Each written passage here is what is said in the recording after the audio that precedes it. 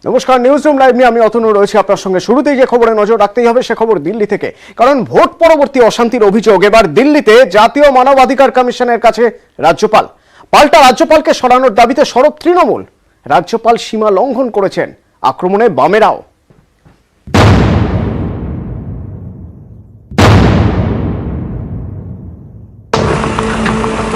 রাজ্যপাল জগদীপ ধনখড়ের দিল্লি সফর ঘিরে আগে থেকেই চড়ছিল উত্তাপ। সেই আগুনে ঘি পড়ল বুধবার।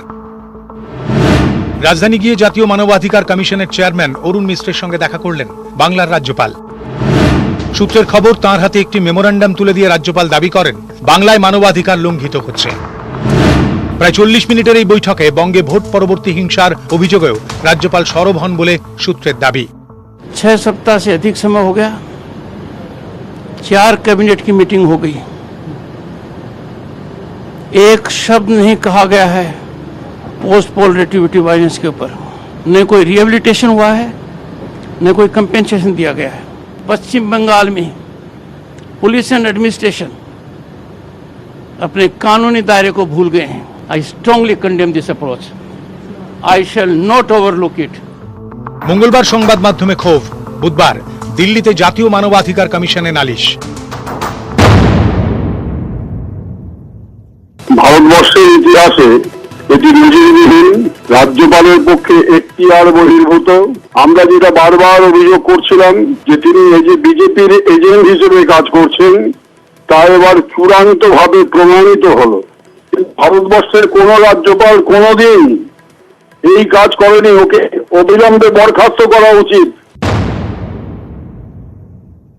রাজ্যপাল তার সাংবিধানিক সীমা লঙ্ঘন করে তিনি কাজ করছেন।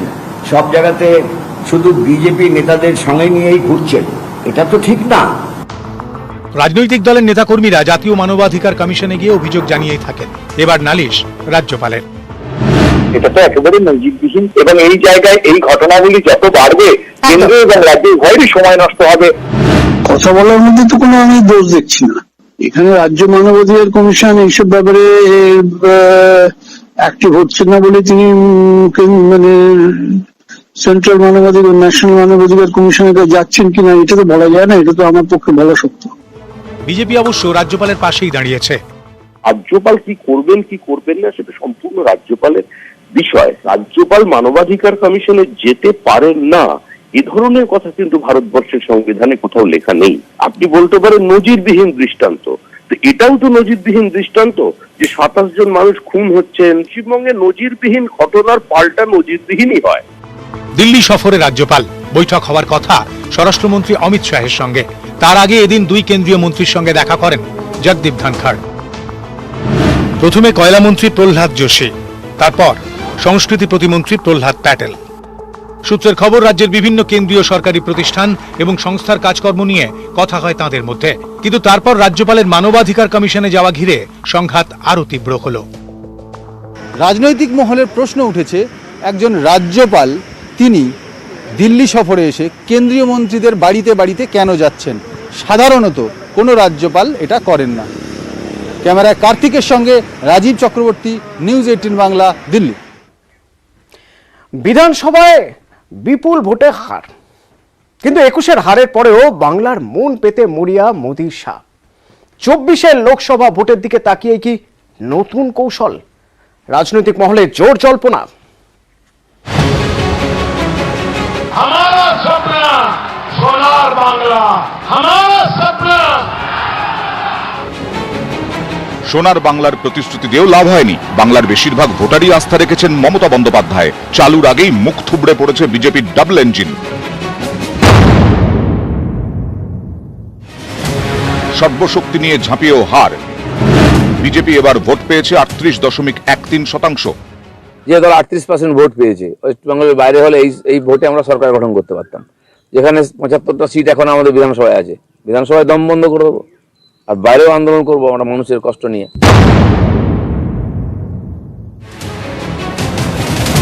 বাংলায় হেরে বিজেপি যে হাত গুটিয়ে বসে থাকবে না, দিলীপ ঘোষের কথাতেই তা স্পষ্ট। আর বাংলার মন রাখতে কেন্দ্রীয় সরকারই এখন ভরসা পদ্ম শিবিরের।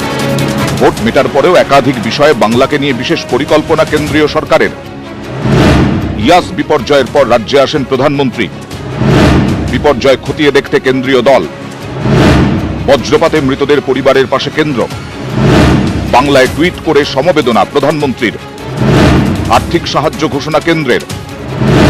বহরমপুরে চালু হয়েছে অক্সিজেন প্লান্ট, তৈরি করেছে ডিআরডিও। বহরমপুর এবং কল্যাণীতে হচ্ছে ডিআরডিও কোভিড হাসপাতাল। কেন্দ্রের পরপর এই সব পদক্ষেপ দেখে পর্যবেক্ষকরা বলছেন, রাজধর্ম পালনের চেষ্টায় যে তারা অবিচল সেটাই প্রমাণ করতে চাইছে মোদী সরকার। হারের পরেও তাই বাংলা নিয়ে এত পদক্ষেপ। বাজ পড়ে মৃত্যু হোক বা রামকৃষ্ণ মঠের স্বামী শিবমায়ানন্দজি মহারাজের প্রয়াণ, বাংলাতেই টুইট করছেন প্রধানমন্ত্রী। শোক জ্ঞাপন করছেন চিত্র পরিচালক বুদ্ধদেব দাশগুপ্তের মৃত্যুতেও। রাজনৈতিক মহলে জল্পনা, এসবই কি বহিরাগত তকমা ঝেড়ে ফেলার চেষ্টা? 21-এর ভোটে বাঙালি বনাম বাহারির যুদ্ধে হার হয়েছে, তারপরেও বাংলাকে আপন করে দেখার চেষ্টা। রাজনৈতিক বিশ্লেষকরা এর নেপথ্যে অন্য সমীকরণ দেখছেন।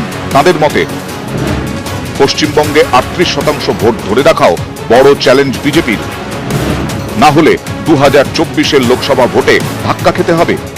রাজ্যের তৃণমূল সরকারের সরাসরি বিরোধিতায় সুর চড়াচ্ছেন শুভেন্দু অধিকারী, দিলীপ ঘোষরা। অন্যদিকে ভোটে হারের পরেও বাংলার মানুষ তাদের কাছে কতটা গুরুত্বপূর্ণ সেটা বোঝাতে চাইছে নরেন্দ্র মোদীর সরকার। পর্যবেক্ষকদের মতে হারের পরেও এই জোড়া কৌশলেই বাংলার মন জয়ের স্বপ্ন দেখছে বিজেপি।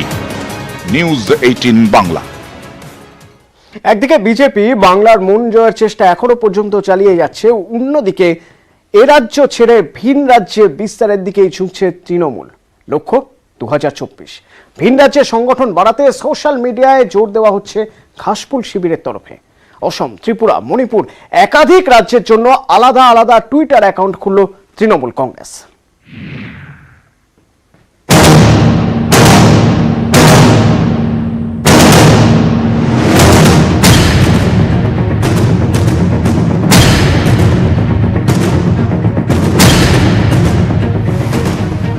कोई भी स्टेट हो, छोटी सी छोटी स्टेट हो, बड़े से बड़ा स्टेट हो, हम खाली चुनाव लड़ने के लिए नहीं जाएंगे।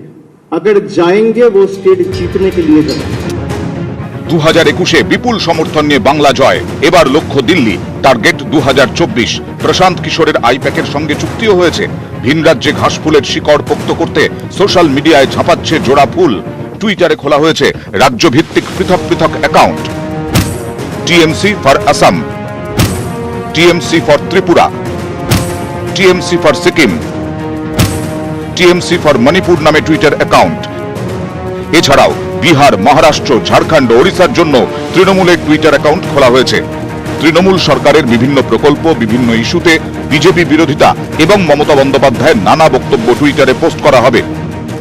পর্যবেক্ষকদের একাংশের মতে সোশ্যাল মিডিয়ায় বরাবরই ঝড় তোলে বিজেপি। লোকসভা ভোটের পর থেকে সেই সোশ্যাল অস্ত্রে শান দিয়েছে তৃণমূল। 21-এর ভোটের আগে নানা নামে ক্যাম্পেইন, কখনো ফাইটার দিদি, কখনো বাংলা নিজের মেয়েকেই চায়। ভোটের পর trending hashtag Bengali prime minister, Dhankhar অব বনকর হ্যাশট্যাগে মঙ্গলবারও 50,000-এর কাছাকাছি টুইট হয়। সোশ্যাল মিডিয়ায় ঝড় তুলতে তৃণমূলের যুব সংগঠন কোমর বেঁধে ময়দানে। এতদিন এআইটিসি পেজ থেকেই চলছিল যুব সংগঠনের কাজ। এবার পৃথক পেজ তৈরির ভাবনা নতুন তৃণমূল যুব সভাপতি সায়নী ঘোষের। লক্ষ্য দেশ জুড়ে তৃণমূল যুবর সদস্য সংখ্যা বাড়ানো। প্রতি বুথে তৃণমূলের যুবর অন্তত 10 থেকে 12 জন সক্রিয় সদস্য তৈরি করা। সামাজিক মাধ্যমে খুবই সক্রিয় থাকবেন এবং সামাজিক মাধ্যমকে তারা আমাদের যে রাজ্যের জনকল্যাণমুখী কর্মসূচি যেগুলো মমতা ব্যানার্জির নেতৃত্বে আমাদের মানুষের কাছে পৌঁছে দেওয়া, দুয়ারে ত্রাণ, খাদ্যসাথী, কৃষক বন্ধু, তো এই রকম কর্মসূচিগুলোকে তুলে ধরা এবং মমতা ব্যানার্জির নেতৃত্বে অন্যান্য রাজ্যেও একটা জনমুখী পরিবেশ গড়ে তোলা যেতে পারে। সূত্রের খবর, ভিন রাজ্যের আঞ্চলিক নেতাদের সঙ্গে যোগাযোগ রাখছেন তৃণমূল সাংসদরা। একই সঙ্গে সোশ্যাল মিডিয়ায় আরো জোর।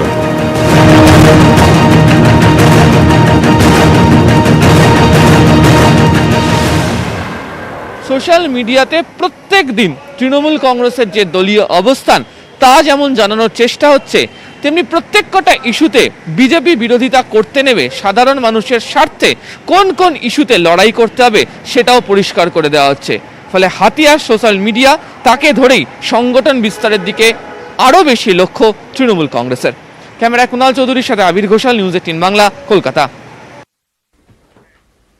এই মুহূর্তে অত্যন্ত গুরুত্বপূর্ণ খবরে নজর রাখতেই হবে। মুকুল রায়ের বিধায়ক পদ খারিজের দাবি করবে আগামীকালই। মুকুলের বিরুদ্ধে দলত্যাগ বিরোধী আইন কার্যকরের দাবি জানাবে বিজেপি আগামীকালই। বিধানসভায় বিজেপি দাবি জানাতে পারে। সৌরজ্যোতি প্রতিনিধি রয়েছেন আমাদের সঙ্গে। এই মুহূর্তে কি খবর রয়েছে সৌরজ্যোতি? দেখো, ইতিমধ্যেই বিরোধী দলনেতা, পরিষদীয় দলের বিরোধী দলনেতা শুভেন্দু অধিকারী তিনি কার্যতই হুঁশিয়ারি দিয়েছেন মুকুল রায় তার বিরুদ্ধে দলত্যাগ বিরোধী আইন, এই বিষয় নিয়ে তারা বিধানসভায় আর্জি জানাবেন। এবং যেমনটা জানা যাচ্ছে আগামীকাল বিধানসভাতে এই সম্পর্কিত প্রস্তাব তারা জানাবেন। মনোজ টিগ্গা, বিজেপির পরিষদীয় দলের যিনি চিফ হুইপ, মুখ্য সচেতক, তিনি বিধানসভায় থাকবেন এবং তার উপস্থিতিতেই মুকুল রায়ের বিরুদ্ধে দলত্যাগ বিরোধী আইন কার্যকরী করার আবেদন জানানো হবে বিধানসভায়। এবং এই মুহূর্তের অত্যন্ত বড় খবর, কেননা শুভেন্দু অধিকারী তিনি জানিয়েছিলেন বা বিজেপি সূত্রে জানা গিয়েছিল যে বুধবার অর্থাৎ আজকেই সেই আইন কার্যকরী করার দাবি জানানো হবে। যেমনটা জানা যাচ্ছে আগামীকাল বিধানসভায় কিন্তু এই দাবি তারা জানাবেন। ধন্যবাদ সৌরজ্যোতি। এর আগে শুভেন্দু অধিকারী তিনি জানিয়েছিলেন যে তারা কড়া পদক্ষেপ করবেন। সোমবারই সময়সীমা বেঁধে দিয়েছিলেন। পদত্যাগ না করলে অধ্যক্ষের কাছে যাওয়ার প্রয়োজনে আইনি পদক্ষেপের হুঁশিয়ারি দিয়েছিলেন শুভেন্দু অধিকারী। এখানেও দলত্যাগ বিরোধী আইন কার্যকর আছে, কার্যকর হবে নয়। একজন কৃষ্ণনগরের উত্তরের বিধায়ক তিনি দল বদল করেছেন। আমরা আশা করব যে তিনি তার বিধায়ক পদ থেকে পদত্যাগ করবেন। পদত্যাগ যদি কালকের মধ্যে না করেন তাহলে বুধবার দিন আমরা স্পিকারের কাছে লিখিতভাবে দলত্যাগ বিরোধী আইন কার্যকর করার জন্য লিখব। আমরা আশা করব অধ্যক্ষ মহোদয় দ্রুত এর নিষ্পত্তি করবেন। আর যদি বিগত 10 বছরের মতো নিষ্পত্তি না হয়, আমরা পরিষদীয় দল ঠিক করেছি বিজেপি আইনের আশ্রয় নেব। অপসারণের পর মুখ খুলেছিলেন। দায়িত্ব বদলের দিনও সরব শঙ্কর আঢ্য। বনগাঁর বিদায়ী পুর প্রশাসক শঙ্কর আঢ্য। বুধবার তার চেয়ারে বসলেন গোপাল শেঠ। 4টে বিধানসভায় বনগাঁ, বাগদা, গাইঘাটা, উত্তর, দক্ষিণ সব 4টে বিধানসভায় হার। তাহলে এই 4টে বিধানসভায় যারা দায়িত্বে ছিলেন সেই হারকে দায়িত্ব কি তাদের নেই? যদি আপনি চুরি না করে চোর বদনাম হয় তাহলে আপনি কি বলবেন যে চোর, যে আমি চুরি করলাম না চোর হলো?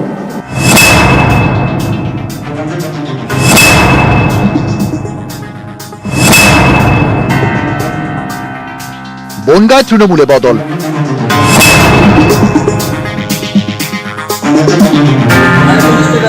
বুধবার পুর প্রশাসকের দায়িত্ব নিলেন জেলা তৃণমূল কংগ্রেসের কোঅর্ডিনেটর গোপাল শেঠ। কিন্তু হঠাৎ এমন পরিবর্তন কেন? সূত্রের খবর, প্রাক্তন পুর প্রশাসক শঙ্কর আঢ্যর বিরুদ্ধে একাধিক অভিযোগ ছিল, তাই রদবদল। এবারের বিধানসভা ভোটে শঙ্কর আঢ্যকে প্রার্থী চেয়ে তাঁর অনুগামীরা বিক্ষোভ দেখান। কিন্তু শঙ্কর আঢ্যর বিরুদ্ধে দুর্নীতির অভিযোগ ছিল। বনগাঁ উত্তর এবং বনগাঁ দক্ষিণ এই দুই কেন্দ্রে এবার তৃণমূল হেরেছে। বনগাঁ উদ্ধারে এবার তাই শুরু থেকেই তৎপর তৃণমূল। এলাকায় গোপাল শেঠের স্বচ্ছ ভাবমূর্তি রয়েছে। সেই গোপালকে করা হলো পুর প্রশাসক। কেউ যদি মনে করে যে বনগাঁ বিধানসভায় হারার জন্য আমারে করা হলো, তাহলে আমি মনে করবো এটা সঠিক নয়, সঠিক সিদ্ধান্ত না, এটা অন্যায় করা হয়েছে। কারণ বনগাঁ মহকুমার 4টে আসনে কিন্তু করা যায়। মঙ্গলের পর বুধেও সরব শঙ্কর।